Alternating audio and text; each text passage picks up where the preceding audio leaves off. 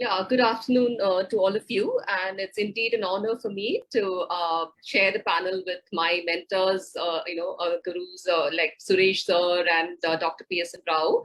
And I actually, have as a part of my journey from being a technocrat to a law bureaucrat, heading several missions of the government of India. And also the recent hat of being a public speaker. I've gone beyond presentations, but apologies to my mentors for that. And when I saw Mr. Suresh and Dr. Giving such a very well-drafted presentations, it took me back to my earlier times, and I quickly stitched up one PPT. But then I thought it doesn't live up to the standards of Suresh sir's PowerPoint, so I'll just keep my discussion free-flowing. And thanks to Kunalji for enabling that flow.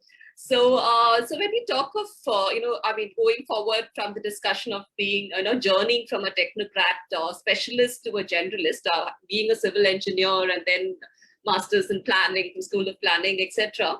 At every stage in my, career, academic career and my professional journey, I always had this aspiration to move from a micro to a macro level function and perspective.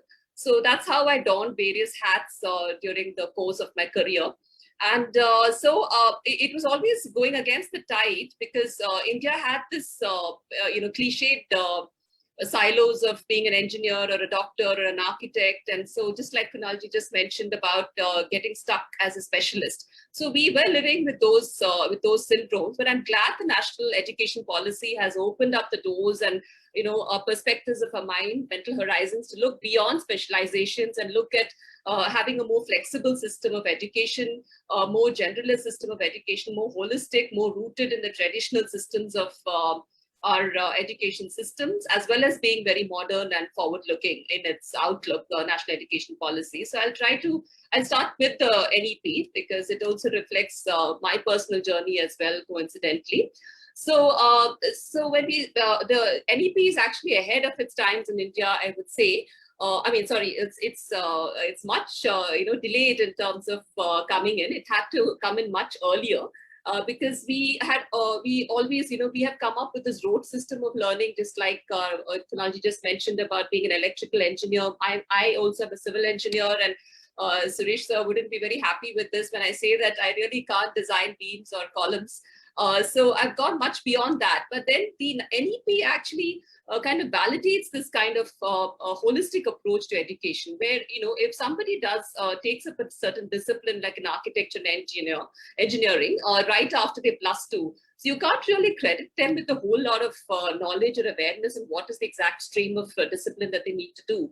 Therefore, the NEP subscribes to or prescribes exposing the student at that young formative age to various disciplines, initially, and based on the interest of the personality type that he has.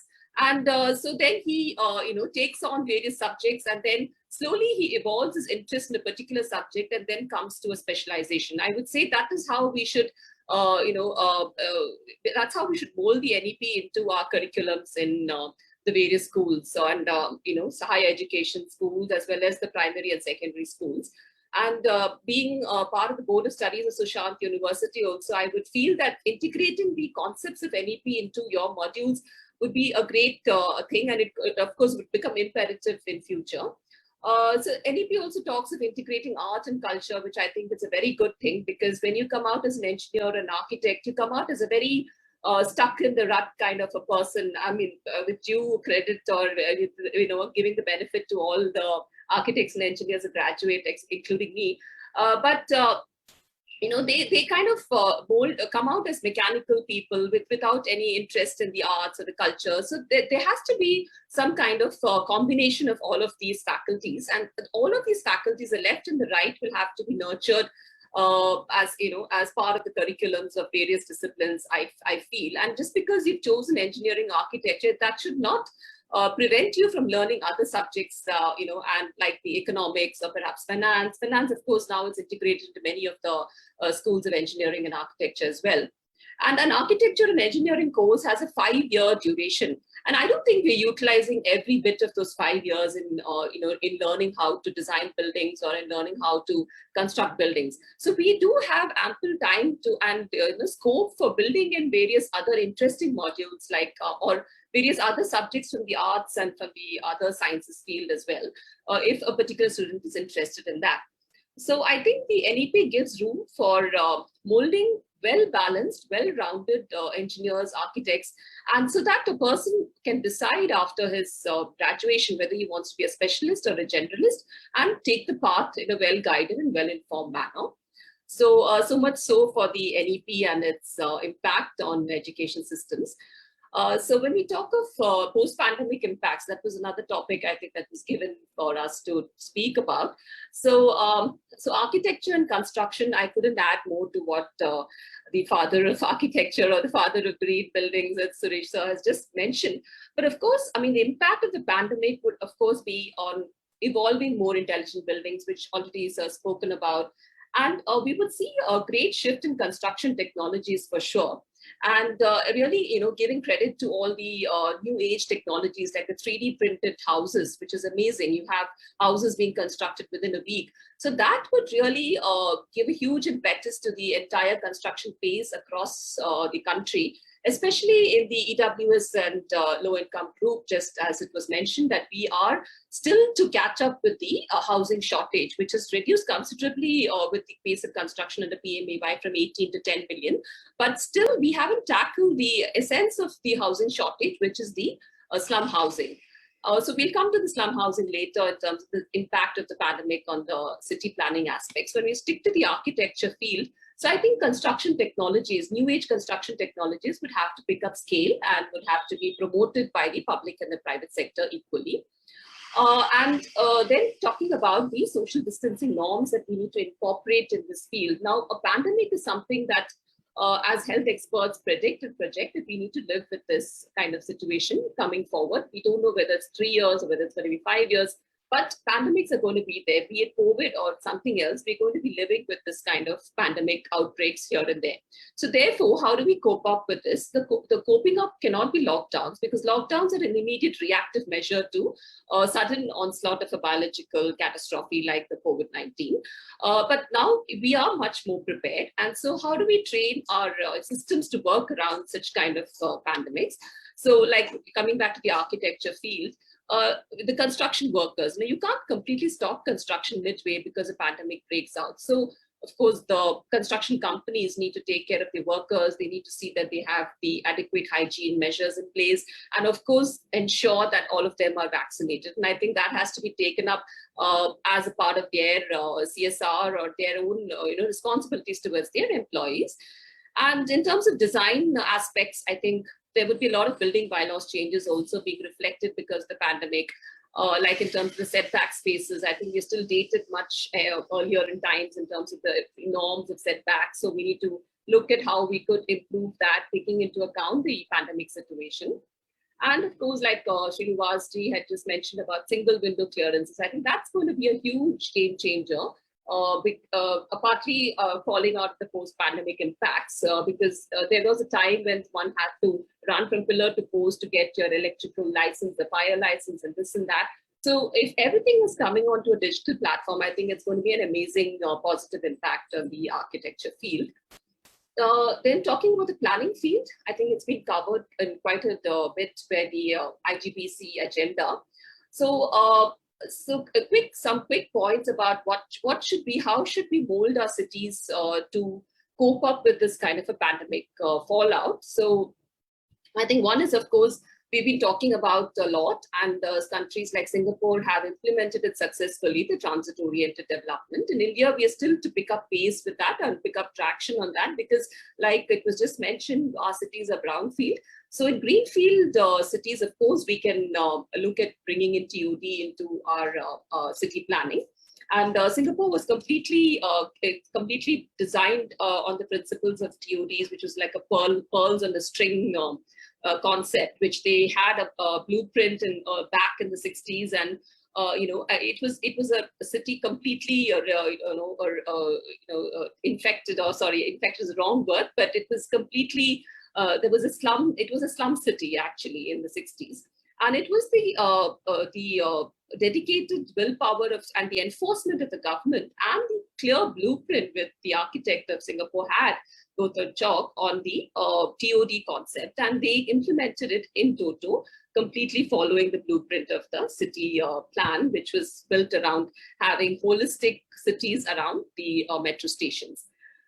Then, of course, zero waste, as it has been just mentioned. If we could actually implement the IGBC norms across India and across our, have a paradigm shift in our master planning processes and integrate all those elements into a master plan, make our master plans more dynamic, more micro rather than from macro, go into micro planning for communities around, self-contained communities. So we'll slowly be moving towards 15-minute cities, which is happening worldwide. And then, of course, the slums that I just now mentioned. We're still grappling with slums, and most of our housing shortage is because of the slum housing, and it's not really in terms of numbers, because we have a glut in the MIG and HIG housing. So therefore, the faster we tackle slums by retrofitting and upgradation as a program of choice, the better we would have impacts in terms of positive health impacts and various other norms of coping up with the pandemic fallouts, etc.